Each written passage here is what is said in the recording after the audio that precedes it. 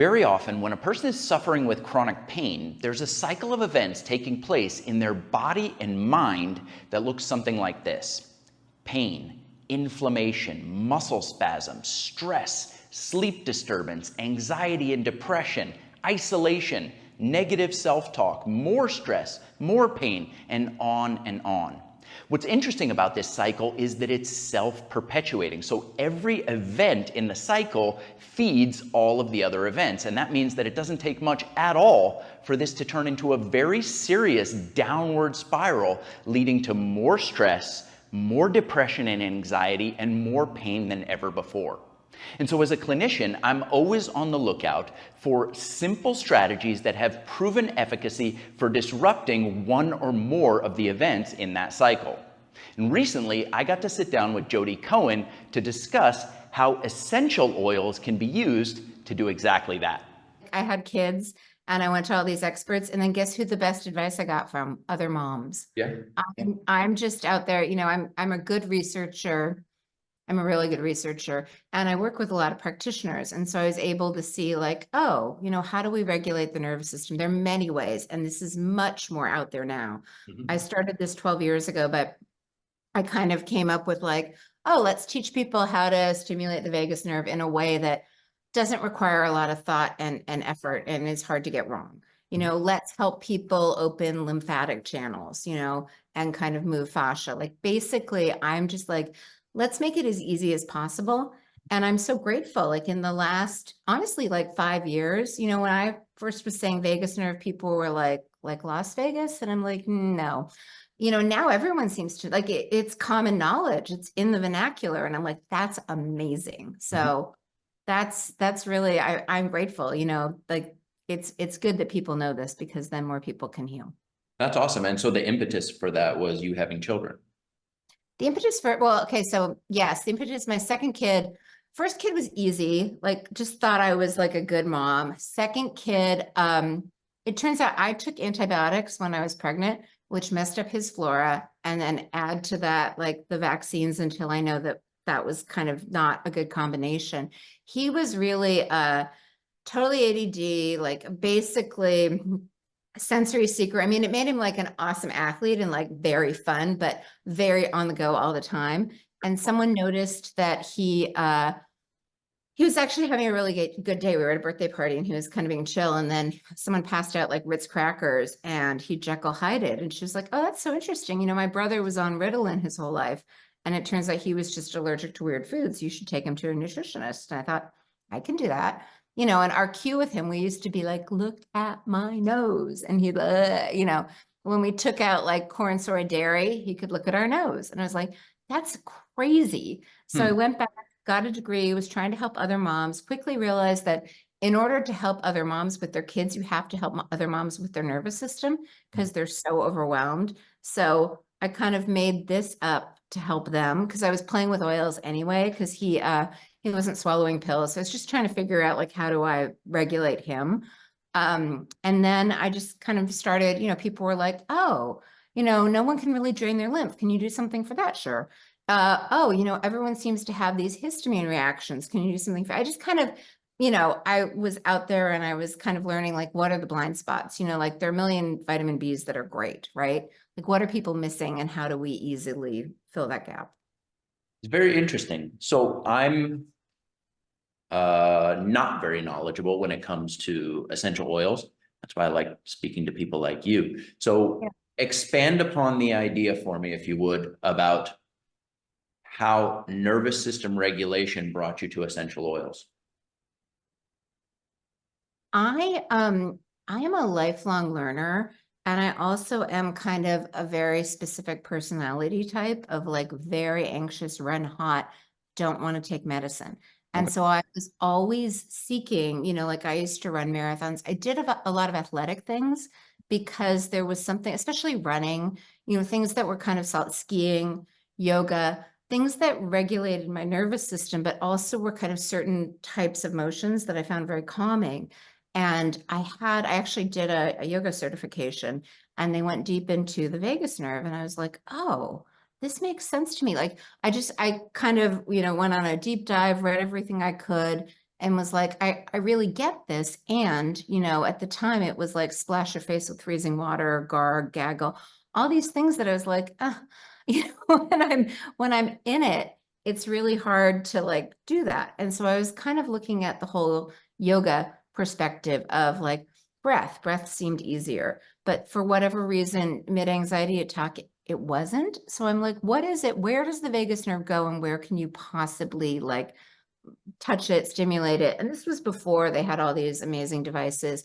But I started realizing like, you know, it's the thickest and the closest to the surface here. So I was like playing with it and, you know, it's an acupuncture point. And one of my acupuncture professionals said something about, you know, sometimes she uses oils on that point because it like stimulates it and lasts longer. And I was like, that's a really cool idea. And so I started, I'm fairly intuitive. And so, and I like chemistry, like that makes sense to me. So the idea with blends, in my opinion, is you kind of identify with the goal, right? You want something that's fast acting and stimulatory. Well, fast acting, you know, there are a lot of hot oils, like there's clove, there's cinnamon, there's peppermint. There are all these things that you can use. And then fast acting, you know, the citrus oils all are really light. This is why they're all so good for depression because they're uplifting. So if you combine something stimulatory that has like medium-sized molecules with something light, you can kind of, it's like making your own potions, right? You know, like I want it to have this feature and this feature, and you can pull from different plants. Like a lot of, I use a lot of plants like cedar wood that have really, really deep roots because they're very grounding. They're very regulating. They're very, you know, certain parts of the body need that energy. So it's a little bit of alchemy. It's a little bit of trial and error. It's a little bit of research. It's kind of figuring out what, if the goal is this, how do you reverse engineer it? Okay. So I can appreciate that. Let me take you back to something that you just said a minute ago, because I don't have a strong background in Ayurvedic medicine or uh, Eastern medicine. You use the term hot, which I've heard traveling to Sri Lanka. I went to some Ayurvedic gardens and I have some familiarity with it. But talk to me about those terms. Talk to me about hot versus cold and light versus the opposite of that in relation to essential oils. Yeah, hot, it actually is more simplistic than one would think. Like if you put it on your arm, it turns your arm red and it feels hot. Okay. It's, you know, like cayenne pepper, right? That's an example of hot. It feels hot in the body. And so a lot of those, like there's this one blend that everyone has a version of. It's an immune supporting blend. Some people call it the thieves blend. And the lore is that during the bubonic plague, there were certain thieves that were stealing the teeth out of dead people's mouths and they never got sick. They're like literally in the mouth, you know, the most infectious part of the body and not getting ill. And so when they were apprehended, the authorities said, hey, if you tell us how you avoided illness, we'll lessen the sentence. And it turned out it was this combination of hot oils like oregano, thyme, cinnamon, frankincense isn't really hot, clove. And it basically, if you think about what happens when you have a cold, right? You spike a fever. There's heat because when there's heat in the body, what happens? You kind of vasodilate. So there's more room for that fluid to flow in and heal you. That happens in inflammation too, right? There's swelling. I think inflammation is slightly misunderstood. I think that you know, short-term acute inflammation, it's designed to, you know, vasodilate so that the fluids get in to bring the healing, right? And then what happens is we try to suppress inflammation. And so it basically drags it on longer than it needs to be. It's supposed to be like a SWAT team, right? It comes in, it brings the healing remedies, and then it leaves. But we keep it going on and on. But in terms of the body, to me, hot means that you create more space. You expand, there's more openness, there's more availability to get things in. And cool means that you kind of contract. And so you can work with those two energies, you know, it really is. It's contraction and expansion, and that's really what the body's always doing, right? Okay. And talk to me about the term light. Light just means like if you think of molecule size, right? You know, or think of any kind of size. There's small, medium, large. You know, think of a drink. You go into your coffee place. If you drink coffee and you either get the small, the venti, or the large. So certain molecules are different sizes, right? And that kind of what we're doing with the body, like I think essential oils, the most historic and natural way to get remedies in the body is to ingest them, right? To eat them, to digest them properly, to have them absorbed and assimilated. And in a perfect world, that's what always happens. In an imperfect world, they start spraying our food with, former World War II weapons that make it hard to digest our nutrients because they make our gut more inflamed. And so it kind of compromises it. So if, it's a little bit like if one road is under construction, how do you get to where you're going? Well, you look for alternate paths. What are alternate paths? Your nasal passages, nose cells or brain cells. That's the fastest way to get things in the brain. Interestingly, the reason it's challenging to get things into the brain is the blood-brain barrier is very, selective in terms of what it lets through. It lets through very small fat-soluble molecules. It's actually thinner in the nasal passages than in the rest of the brain. It's like 8 centimeters or 8 cells across. In most places, it's 4 to 5 in the nasal passages. So this is a good channel, smell, especially for the brain, especially for remedies that anti-inflame, dill, frankincense, ginger, things that we know to be anti-inflammatory. The other pathway is the skin. The skin is our largest organ. We know anyone that uses hormonal patches, nicotine patches, all these things, we know the skin gets through. What people don't realize, though, they think, oh, the skin is more of a, kind of local, you hurt your wrist, you put a cream on your wrist, not necessarily systemic. And that's true if you think about it traditionally, like things have to go through the skin, get into the bloodstream, be carried systemically. Yes, that's true. But what they don't realize is there's another pathway. There is the reflex points, the meridian lines. And, reflex points are throughout our body. And it's almost like, you put something here to affect the vagus nerve and it works systemically because that's a reflex point throughout the body. So you can work, this is what I think acupuncture is doing, is it's working on the energy meridians, it's clearing blockages, it's allowing flow. I think that you can use oils in the same way. And in terms of molecule size, the idea with a blend, one oil is kind of one color, one statement.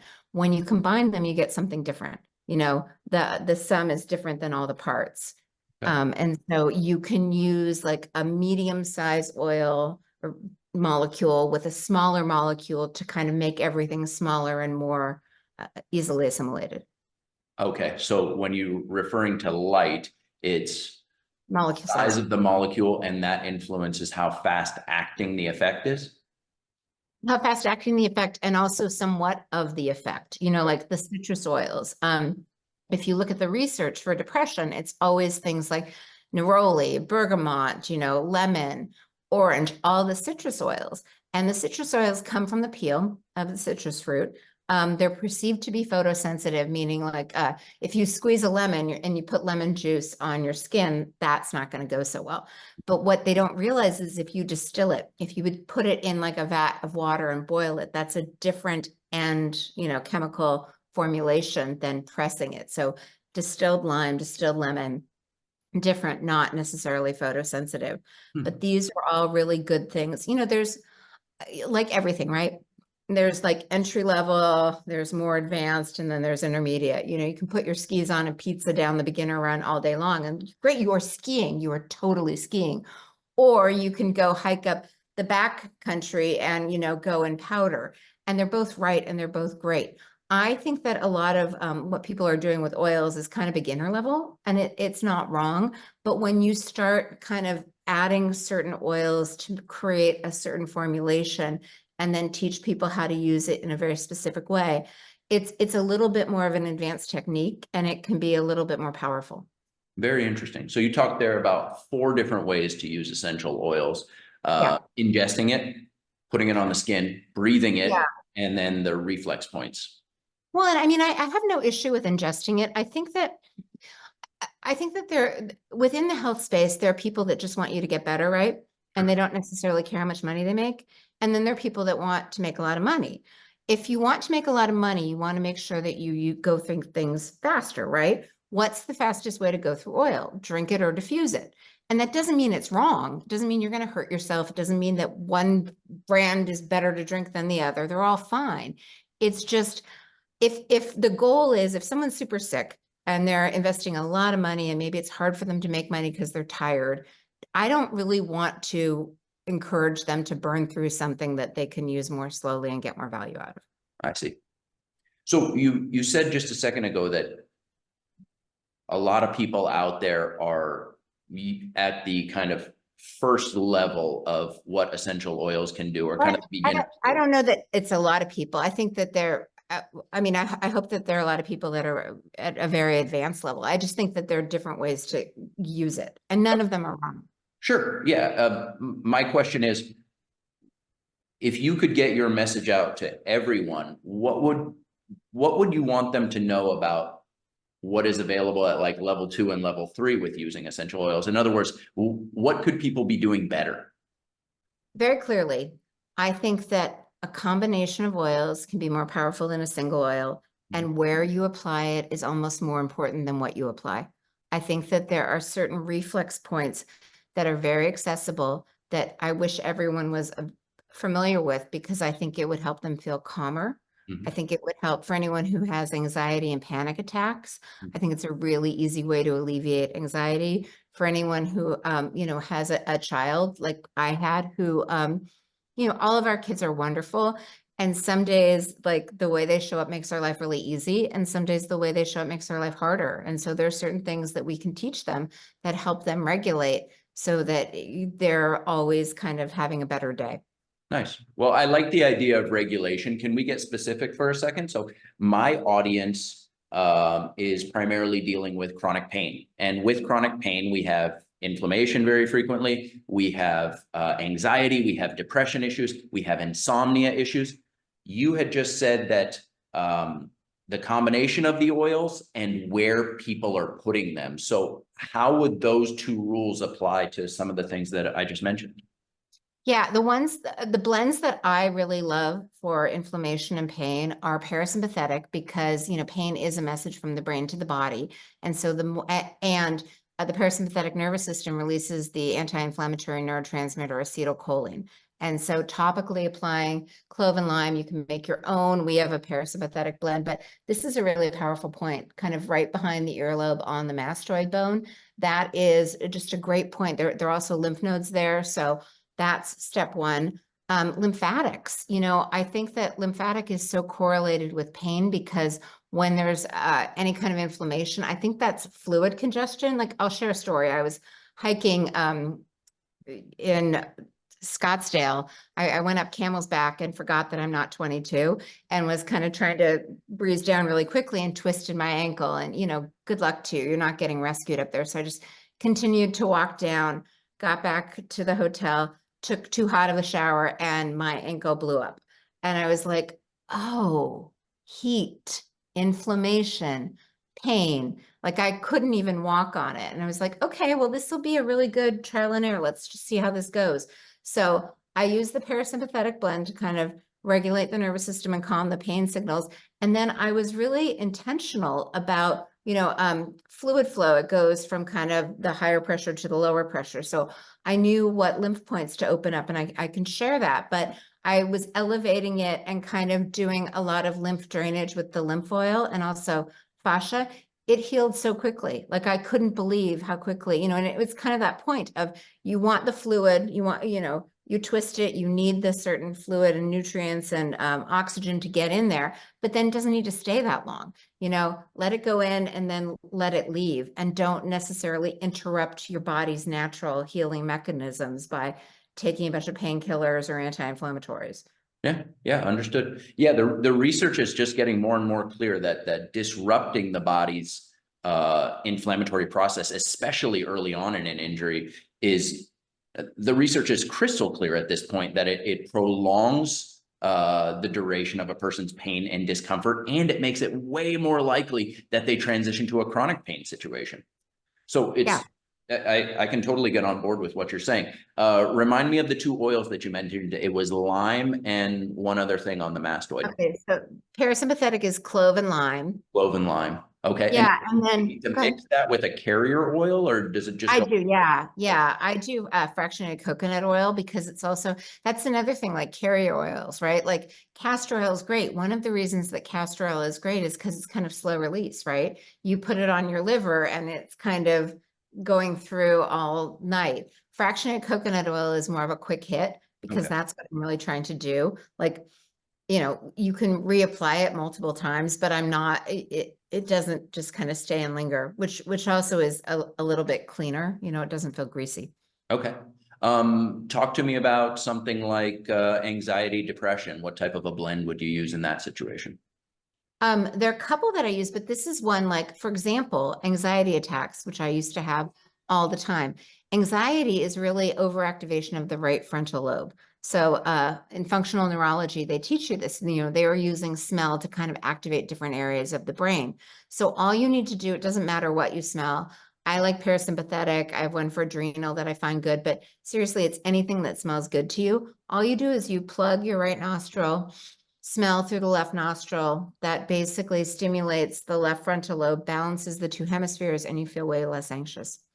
Interesting. So you're breathing the same parasympathetic oil, you're forcing it through the left nostril. Targeting. Yep. Yep. Okay. And you can also target it on the forehead. There are many ways.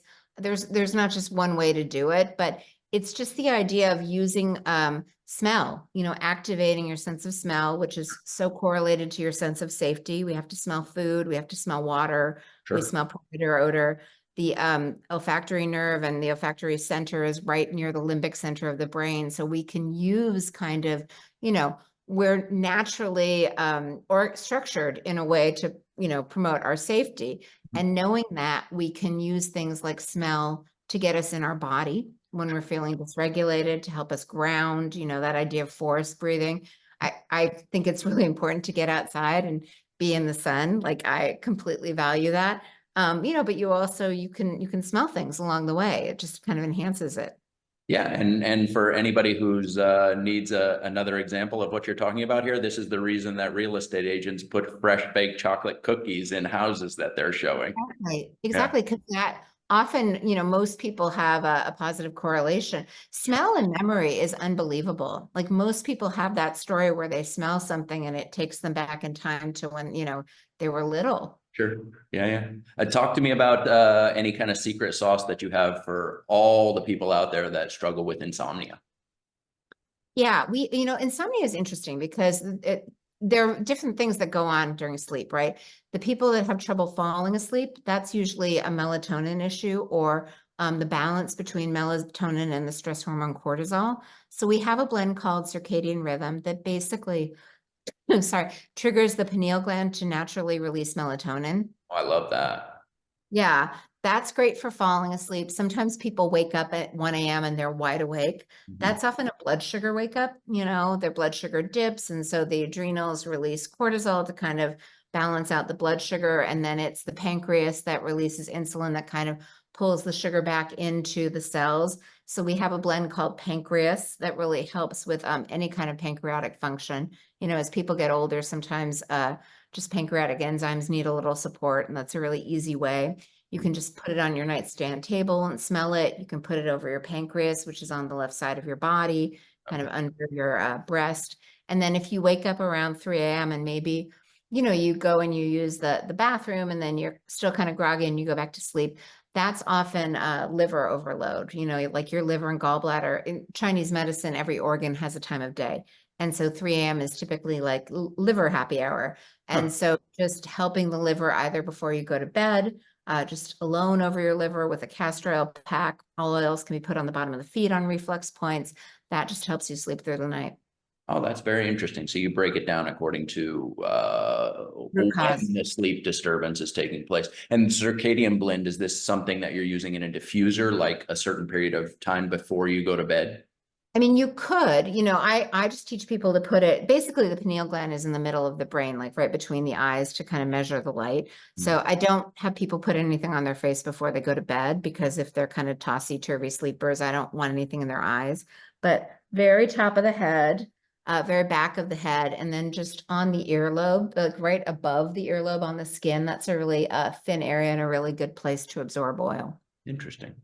And so do those types of recommendations, are they listed somewhere when a person purchases the oil? So there's like a Yeah, user guide?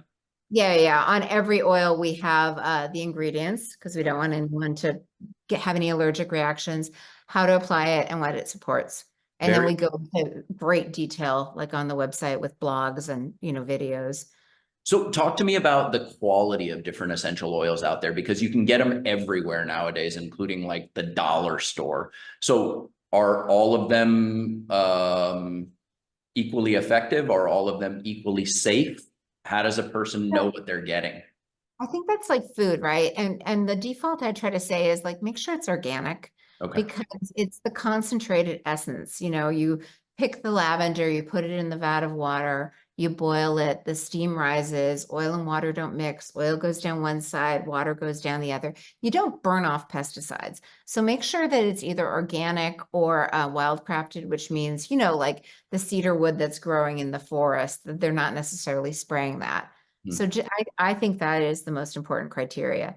Okay. And what are the standards for labeling when it comes to essential oils? Are they regulated by somebody, or can somebody just write whatever they want on an oil? That's a wonderful question. I'm assuming they can write whatever, the FDA tries to regulate, but not everything is as good as it can be. So Okay. I would really go by testimonials, look at the site, see what other people say. We have a 30-day return policy. If you try it and you don't like it, send it back to us, like So there's stand. like a safety in numbers kind of idea there, where like you kind of go with the companies that have a good reputation type of thing? I think that's true. I mean, don't you think that's true with everything with supplements? I think there are a lot of, how many Certainly. different vitamin C's are out there and how do you pick the one Certainly. that, yeah. Yeah. With supplements, there are certain companies that do voluntary testing of all of their ingredients. We test all of our oils. I mean, that's kind of a given and we make sure that nothing is askew and Okay. that it's always clean. But, in terms of like what we're doing within the company and what is required to put on the label and I can't speak to what other people do. So Sure. I don't know what, No, I wouldn't ask you to. I was just kind of more wondering about the industry standard or whether or not there was one. So you guys test for purity and potency, and do you test for like contamination as well? yes, Okay, every batch. very nice. So organic is non-negotiable or In my crafted. in my opinion, organic is non-negotiable because especially, the population that's using oils, people that already have some kind of autoimmunity or chronic illness, we don't want to add to their toxic load. We Sure. want to help eliminate it. We want to kind of return them to balance and homeostasis. Okay. So with the information that a person gets on essential oils when they say purchase oils from you, how do they know proper dosing? Is it possible to overuse essential oils? Like, I mean, it's oftentimes where a little bit is good for a person, and we're talking about almost anything. And then there is a point of diminishing returns, or even a point where you're causing harm. No, that's a great question. We have 5 milliliter, but we started doing roller bottles because it's almost impossible to overdose this way, right? Nice, Only a little bit comes out. And I really like that because I feel like it's less messy and you can't really do it wrong. nice. And then what about like a diffuser? Is it possible, like, is it possible to, you were saying that the nose is the most direct route to getting this stuff to the brain, which makes Yeah. perfect sense. Is it possible to get too heavy of a dose by using a diffuser too much? I don't know. I mean, what I have heard is that diffusers can kind of get moldy and gross, Okay, and if you don't clean them. And then there are certain, like I have dogs and people always ask, is it safe for pets? Dogs are fine. Cats and birds apparently have different detoxification mechanisms. And so sometimes it can be a little harmful for a pet if you're diffusing 24/7. I think it's kind of like, can you eat too many bananas? Maybe, like everything is moderation, right? And so I'm a fan of moderation, but certain people might like it. I'm not going to tell anyone what to do in the privacy of their own home. sure. Yeah. Um, so the dosing guidelines are on the Yeah. bottles? Okay. So Yeah. that's the way that we ensure that people don't go to, and then the roller ball, obviously. The idea of a diffuser getting moldy is a little bit frightening You to me. froze. Then you're diffusing mold into the air. Yeah, you have to be careful. It's kind of like, everyone's obsessed with CPAPs now, but Mhm. if you don't clean your CPAP, it gets really moldy. And then what are you doing? So I just think, how do I say it? This is why I try to keep it as simple as possible. I try to eat really simple foods. I try to use really clean ingredients and just tell people to use it in a minimal way. Because I think the more complicated we make it, the more opportunity for other problems to arise. Solve one and create another. It's very interesting. The way that you've chosen to name your blends is also interesting because most companies that I've seen, they give them kind of cute names that sound good, but you really don't have any idea of what it does or what it means. So it seems like you've done something where you're talking about the area that you're the target organ, for lack of a better term. Yeah. That was very much the intention, with the idea being that I think intention matters. I think words matter. I think that when you're very clear that this is supporting the parasympathetic branch of the nervous system, on many levels it does. I also think, teaching the positive, like when my kids were little, I took a parenting class, and they're saying, when you say to your kid, don't run, don't run, don't run, what do they hear? Run, run, run. You don't say that, you say walk. You always kind of want to present the positive. Mhm. Yeah, tell me about the company that you created. Why was it that you chose to go out and make your own company? Because obviously there's a bunch of people making essential oils. So what drove you to throw your hat into the ring? I was making my own blends and sharing them with other practitioner friends and having such great success. And people were like, why don't you like turn this into a company? And I thought, gosh, somebody must be doing this. It seems so obvious. And then when I finally looked at what other people were doing, because I didn't really start with research, I just kind of started with what made sense to me. I realized that no one was really combining oils this way. Most people or companies were saying, buy 5 and do it yourself. And I'm not much of a, there are certain things I do myself, and yet I go to the supermarket and buy bread, like or jam. We had one summer where we decided to make jam, and it lasted a long time because I don't use that much jam. And so I just realized, like, oh, this would be a service to others. And I also realized they made it so complicated that it almost felt like no one was going to try it. So it felt like a service. Like I kind of stumbled into something that could be helpful to other people. And so let me put it out there, why make them reinvent the wheel? And also it felt like a complement, an adjunct to what other people were doing. I don't know about you, but I go to 4 different supermarkets. Not because there's anything wrong with any of the 4, but because, one supermarket has a sushi that my daughter absolutely loves. Other has better organic food. It's just different variables. And I don't think there's anything wrong with having more than one company that you use for a service. Sure. Yeah. So it seems like one of the things that you're pushing with your company is education about the Yes. oils rather Yeah. than just the oils themselves. Well, don't you find, I mean, I think that, someone was saying to me, like with weight loss, most people know, that if they want to lose weight, it's all about like moving more and maybe making better food choices. The more you understand, or a better example, I used to go to a naturopath who, I swear to God, I would walk away with 20 different supplements. And sometimes that felt overwhelming.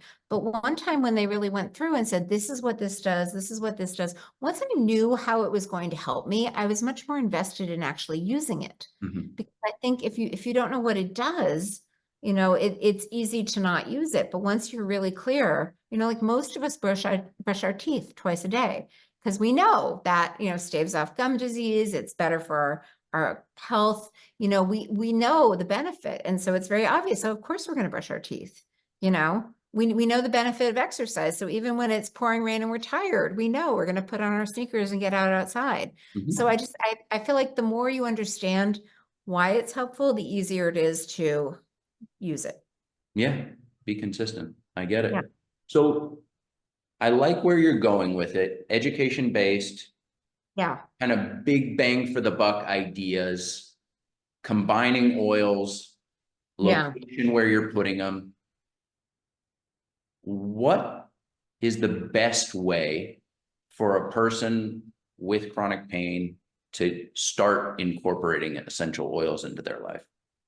We have a vagus nerve kit that I think would be the best way to start incorporating it because it includes the parasympathetic blend, that one application point just on the vagus nerve. And what that does is kind of helps the body shift into the regeneration mode, shift into safety where it can heal, where it can start to anti-inflame and calm pain. It also includes the lymph oil, which I think is really key. I think it correlates with pain because I think when fluid is congested and blocked, that you experience that as pain. And I teach people how to topically apply it. Kind of, I like this man, Perry Nickerson, Stop Chasing Pain. So I use a lot of his big 6 points, but the biggest one, all of the lymph in the body flows through the clavicles. And this is the biggest bottleneck in the body. Like if you just feel along the clavicle, if you feel any congestion, that just means that this is congested. And when this is congested, then fluid is backed up. If fluid is backed up, then you're going to experience that as pain. So just, helping to move the lymph on the clavicles, down the neck, under the armpit, the stomach, along the creases in the thighs and the back of the knees. And that just helps to move the lymph through the body. And then the final thing is fascia. The fascia and the lymph, I think the fascia, lymph, and the vagus nerve all work together, but often we have fascial adhesions, we have scars. People don't realize the belly button is our first scar, right? And even just applying a little fascia oil within the belly button, like before you go to bed, suddenly that helps open up the space. You have more space in your diaphragm. You're less compressed. Anyone who has pain, the fascia oil is the best thing ever. Everyone that I know, you can put it on your arm, on your knee. If you're tight, a lot of people, we all kind of hunch over and look at our device. Back of the heart, it just opens up everything. So I think that combination, you're kind of addressing the root cause of a lot of the underlying factors that are contributing to pain. Take me through that. I have a pretty strong background in biomechanics and musculoskeletal issues and fascia. Explain to me the mechanism by which an oil creates this opening effect in the fascial system. Well, as you know, the fascial system is complicated because it's physical and emotional, right? And so often when you're getting fascia release work done, what they'll say is, okay, it's almost like a three-legged race. Like I've released the physical part. Now, we store the issues in the tissues. Like in my yoga class, they used to say like, the reason our hips are so tight is we're putting all of our emotions in our pockets, especially women. You don't want to get angry. You don't want to be sad. Like we just keep moving and we don't feel. And so when we're actually unpacking that, and what theoretically can happen, you probably know more than I do, but my sense of it is that it kind of calcifies. Like if we just keep suppressing it and not dealing with it, it just kind of it gets into the physical space. And so the blend was very intentionally designed to both kind of open things, like, it's warm, it vasodilates, it moves things, it moves blood flow, it moves lymph, it moves fluid, but also it has things like Angelica that help naturally release emotions. And my experience with myself and most people is when we don't know what to do, we do nothing. And the reason we don't want to deal with our emotions is because we're afraid we're going to have to relive them, right? Like talk therapy, we have to re-traumatize ourselves. And what I found is that a lot of techniques, like I like emotion code, I like oils, it's almost like an emotional car wash. It's not like you get re-traumatized and you have to relive it. It's almost just recognizing it like from a distance, like through a window, watching a movie and being like, oh, yeah, I broke my arm and I got that scar. Oh yeah, I forgot about that. And suddenly, you're in your house when you were that age and like the wallpaper is old and you remember it and you're like, oh yeah. And it just allows yourself to release it. I wish I would actually love to be better at talking about the mechanics of what's actually happening. What people share when they experience it is that it just kind of helps unravel and release. It's almost like it makes more space.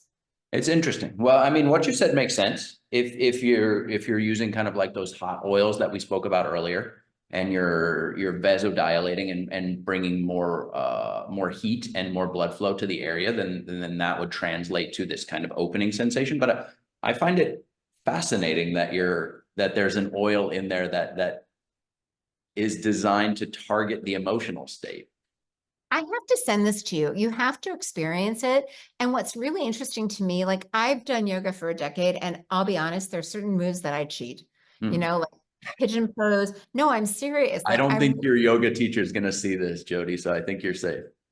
Well, no, but what's interesting to me is like I think we all do that in certain things. Like we're really good, but then like that one exercise that we know we don't really like, we don't do. And it's because it's uncomfortable. And what I've noticed, like I play with this all the time, like when they start the class and they're like, oh, we're gonna do hip opening. I'm like, all right, I got this. I'm gonna like put it on the creases of my hips or open my heart. It makes it easier. Like I can actually do it. And I don't know, it could totally be psychosomatic. Like I'm completely going to own that, but it allows me, you do the side lunges and I'm like, I can go deeper.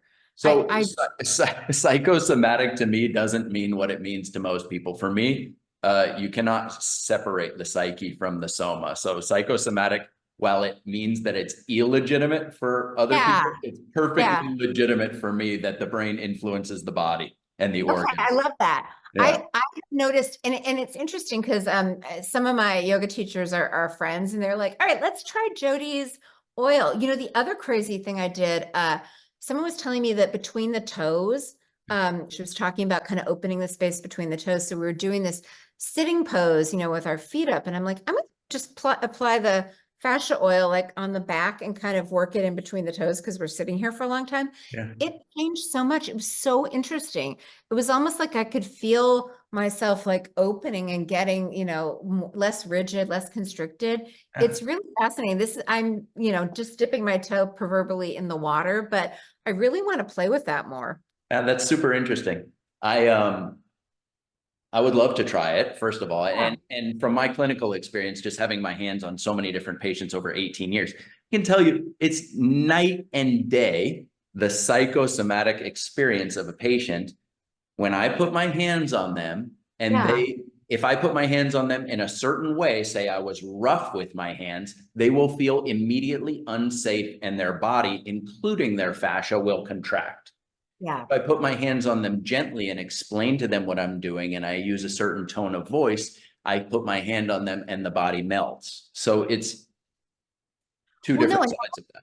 truthfully, like, I should go to you. I mean, I think really good fascia therapists are few and far between. Like there are some that are amazing, but not all are the same. And so my thinking was I almost want to create kind of an at-home remedy for people, or maybe they see you, but how often do your most frequent clients come? Probably not every day, No, so they see you and then, they have something they can do at home to maintain. Because I feel like to really get people to where they want to be, it's a daily commitment, but you 100. have to make it something that's accessible, Yeah. and it's not like, I don't believe in magic bullets. It kind of infuriates me when people are like, it's everything you need in a bottle. I'm like, that's not true. Like if you're celiac and you're eating pizza, this really is not going to be your magic bullet. It's a variety of things, but I just want to give them like another tool in the toolkit that they might actually use. If you'd like to learn more about Jodi's company, Vibrant Blue Oils, and her special blend of wild-crafted and organic essential oils designed specifically to stimulate the parasympathetic nervous system,